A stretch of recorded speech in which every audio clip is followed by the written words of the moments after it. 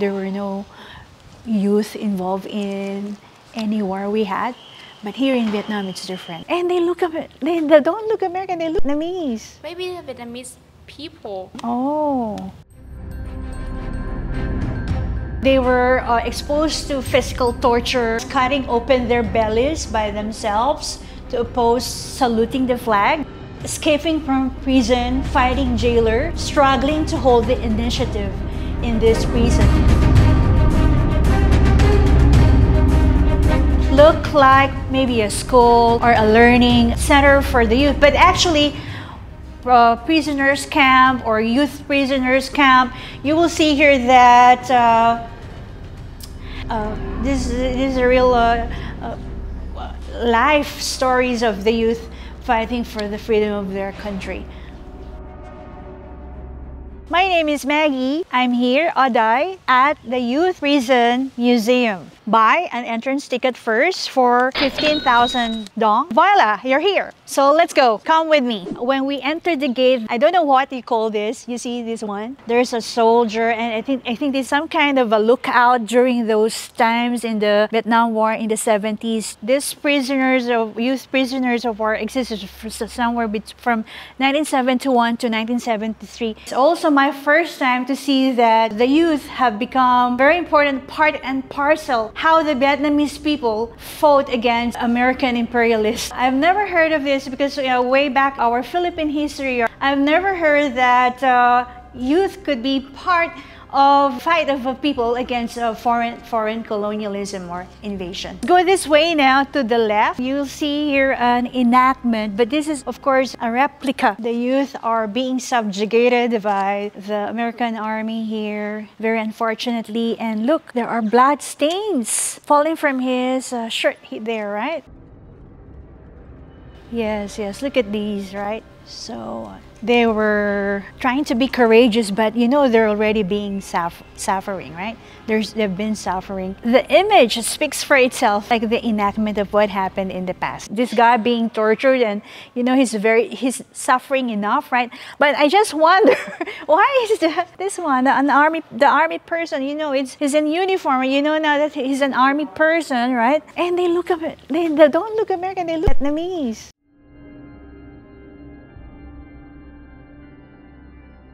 Oh, and you see this is a showroom of the whole prisoners, youth prisoners camp. Okay, this is the area where all of these actually are youth. How are they being disciplined, being hit and tortured physically by this army, right? I don't need to say anything, but before entering this room, it says in the room, re-education room. Is it really a re-education room? When we entered here, this is what's actually going on inside the room, right? So it speaks for itself. Okay, and you see here, and the bulletin here, it says the cruel and violent forms of beating and torturing prisoners. Okay, this is the prison cells. This is what's going on among the youth inside. You'll see there. Prisoners were handcuffed together at the cold midnight of the lot. The enemy poured cold water on every prisoner's body. The cold and the wound caused teenage prisoners feel so much pain and discomfort. And you will see here that this very, very small prison cell have been very much crowded. It's even more horrifying to witness. So these are just one of these examples. Okay, let's get inside and see what's in store there. Oh, so maybe they're trying to escape. You see, there's a hole inside there, and these youth prisoners would try to help each other and try to escape, find a way to escape. One of the highlights of this is the event of the killing of one of the jailers. Yeah, they have actually dug one of his eyes out. And one of the knives are here, being on display, okay? It says here, weapons used for killing jailer Nguyen Gom. So this is also an eye-opener for, you know. So cell room B was one of 6 cell rooms for male prisoners in Dalat teenage prison. So these are still teenagers, okay? The area of each cell is just around 50 square meters. It was used to accommodate about 70 to 80 male teenage prisoners. Imagine how small this is, but they could fill in 70 to 80 male teenage prisoners. It's like one nation fighting back, right? The youth are taking care of each other. They take care of one another, okay? That's how united they were. Even in times of distress, they take care of each other in times of danger and distress, extreme distress.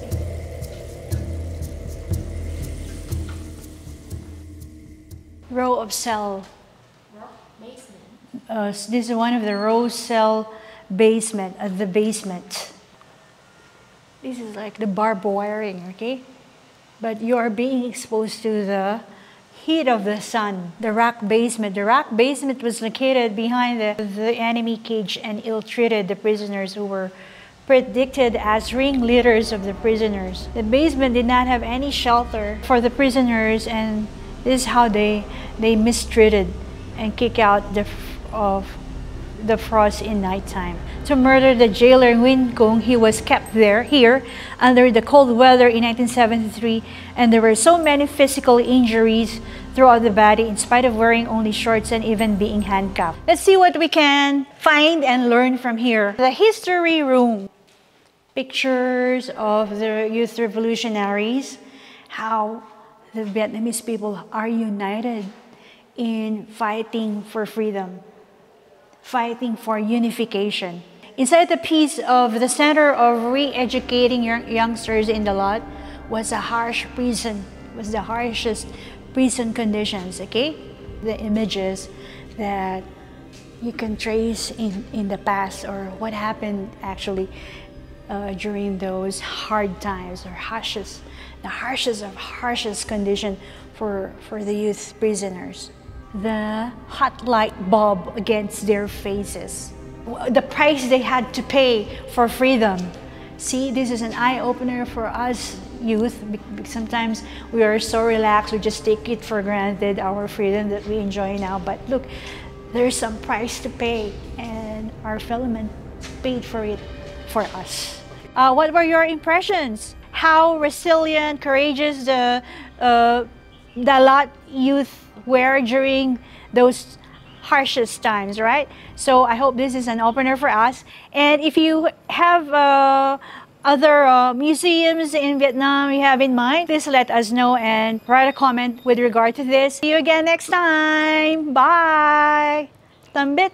She made and used it when she was kept in Dalat youth prison. Win Hom Tan, born in 1959.